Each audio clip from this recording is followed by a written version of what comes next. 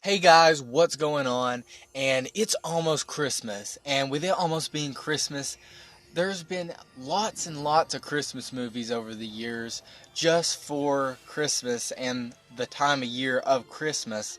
And maybe you've not got to see many of them recently, and you need to know the top 5 Christmas movies to watch on Christmas. And keep in mind, this is my top 5. Other people's are different. I don't really enjoy the old classic 1930s and 40s Christmas movies like A Wonderful Life and A Miracle on 34th Street. I don't like those movies. I've seen them before. I just don't enjoy that kind of film. But we are going to go ahead and jump into my top 5, with number 5 being The Nightmare Before Christmas. Now, lots of people don't even consider this a Christmas movie. Now, you can consider this a Christmas movie and a Halloween movie, because it's both. It's when Christmas and Halloween combine, and it's probably the best film Tim Burton's ever made, and it's really just interesting because you can watch this twice in the same year. You can watch this around Halloween, and then when it gets around Christmas, watch it around Christmas.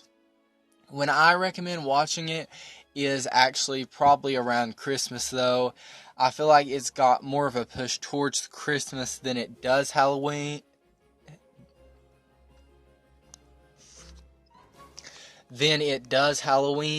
And mostly because, like, it's set more towards Christmas.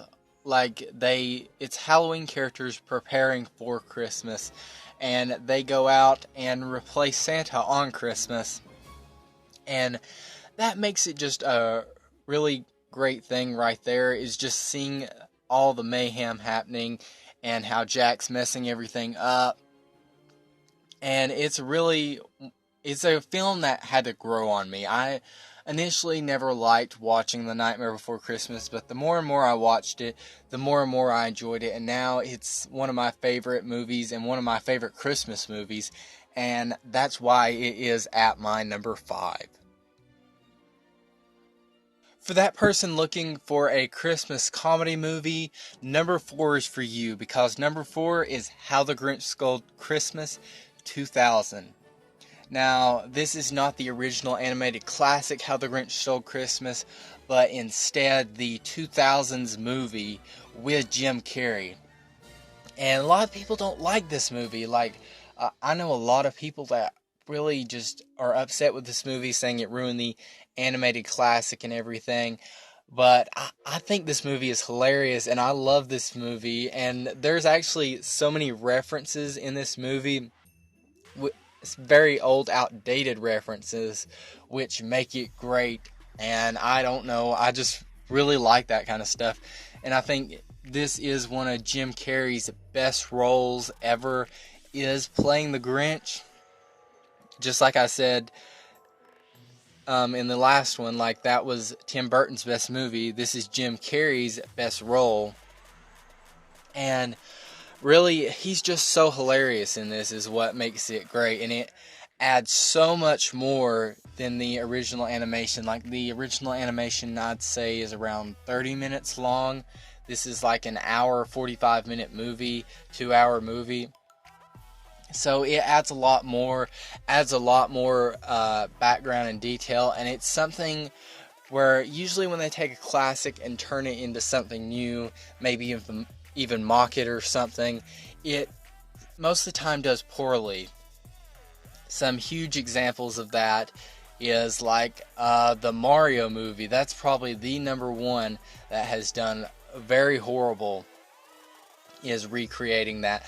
But with the Grinch, they were fine with completely mocking the entire animated feature in this movie, and that really made it so great. And it's such a great film, and it still ends like good and happy and everything. There are some parts where it's just a little gross and disgusting, honestly, but I can get by that just because it's really, really funny. And as I get older, there's more things you pick up on Like, as you get older, you listen to stuff more, pick up on stuff more, and I always get more and more jokes in this and understand it more. And it's just so hilarious every time I watch it. Haven't got to watch it this year, but I'm going to have to eventually. And that's why it is my number 4. At my number 3, we have Home Alone. Now, Home Alone is getting really dated now. Came out in 1990, and really, like, it's known as one of those 90s classics. Lots of classic 90s Christmas movies, and it's an adventure and comedy, really.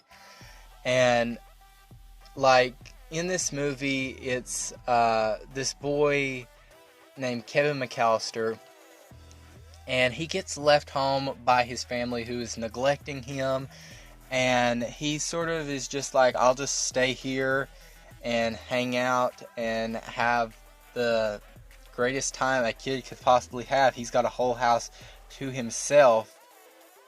But then the 2 burglars are trying to break into this house, because I think it's the house that has the most money in the entire community, and it's the richest house. And their goal is to break in there and get all kinds of stuff. But Kevin keeps tricking them into thinking that they're still home. And then finally, when he has to give up that gig, he starts setting up traps for them, sending them through a lot of pain, which is supposed to make this really the funny part. But if you watch all the times that they get hurt in this film, they would have been dead. He would have killed them. And really, the ending to this movie is really great for me, just to see him finally reunited with his family, and showing that even though you don't think very importantly about your family all the time, when something bad happens to them, you are going to care about them, and nothing's going to get in your way of stopping you from getting to them and helping them. And also, this one's got some very memorable moments in it, some very memorable quotes. The part where he's shaving, part where he's watching the television and tricks the guy that's delivering pizza into getting the pizza for free. There's just so many great parts in this movie. And I forgot who Kevin was played by. I don't know. I think he didn't do any more movies after that, actually. I think he just did the Home Alone movies, and really everything after that was a bust for him. But I think he was in Richie Rich too. So yeah, he's just got those 3 movies, and once again, another person with a very prominent role in something. Tim Burton's best movie, then Jim Carrey's best role, and now this kid who plays Kevin, it's his best role and one of his only roles besides playing Richie Rich. And that's sort of like a trend that I saw while I was making this list. It's like the star of the movie, or like if you're counting animation, it's the creator of it. That's like their peaks of all time, is like making their Christmas movie, which was something I found interesting. But we're going to go ahead and go on to my number 2. At my number 2 is Elf. And I love this movie so much. It's one of the best Christmas movies ever. Just don't watch it too much. That's one rule with Elf that I've not noticed with any of the others, is I watched Elf like 3 or 4 times last year, 2 or 3 times the year before, and it can get old real quick if you watch it way too much. So remember, watch it once a year, no more. And the Elf is like very interesting because it's focused on every single sort of genre you could think of. You got your fantasy, you got your action, you got your comedy, you got your romance. Elf has all of those, and the movie is only an hour and 30 minutes long, but really it starts to feel around 2 hours because the story is like placed together so well. So much happens in the film, and it really feels like you're watching a longer movie than it actually is. And the elf in the movie, who is named Buddy, finds out he's not actually an elf because he was put into a foster home because neither of his parents wanted him. I think his dad left, his mother died. His dad didn't even know anything about him. The baby ends up falling into Santa's sack, gets taken home to the North Pole where he just sort of becomes an elf. They adopt him and he becomes an elf. And then he starts to get too big, and he sort of figures out on himself that he's a human. So he decides to travel to New York City to find his dad. And the elf in the movie is played by Will Ferrell, which once again, I wouldn't say this is Will Ferrell's best role, but it is definitely one of his top 3 roles, I would say, because he's in like Anchorman, he's in Step Brother, Talladega Nights,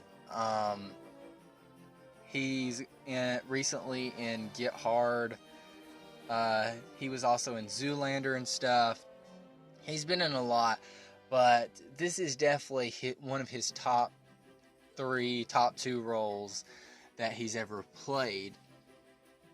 And also, this is where Peter Dinklage actually got his start. This is one of the first movies where he started to get some more screen time in it.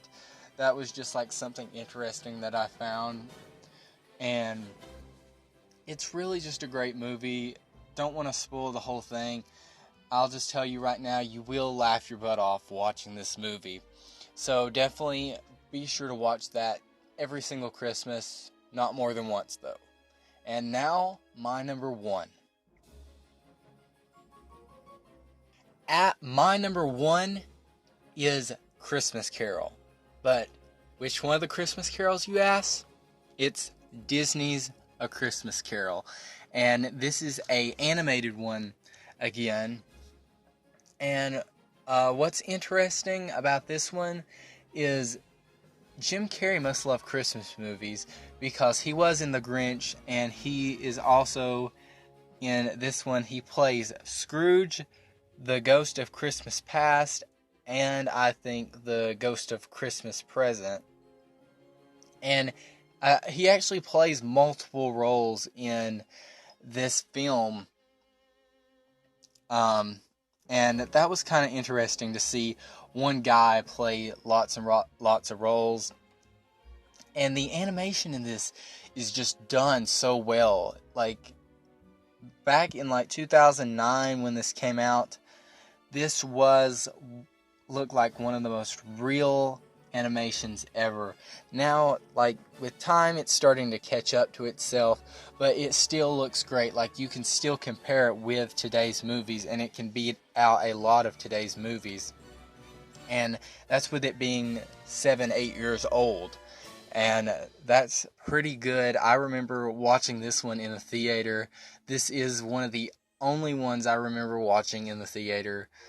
And this one's just like done so well. And really, you got to be like, even though it's animation, I would say you have to be more of an adult to watch this one, because there is lots of jump scares and scary things that aren't for little children. But in all honesty, lots of dialogue in this, lots of stuff where you just have to listen to it. Something really kids would get bored of. But this one's sort of more of an animation for adults, really.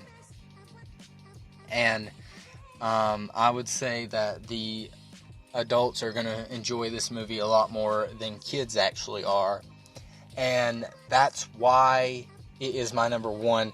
There's so much action in this. It's a really long movie, actually. I think it's actually probably, I would say, it feels like it's around 2 hours. I'm not sure of the exact time, but it feels around 2 hours. And it's a really good film, and it's really great. And that is my top 5 for the top 5 Christmas movies of all time. So guys, let me know in the comments below which movies I forgot, what your top 5 is. Do you agree, disagree? Be sure to leave a like if you agreed.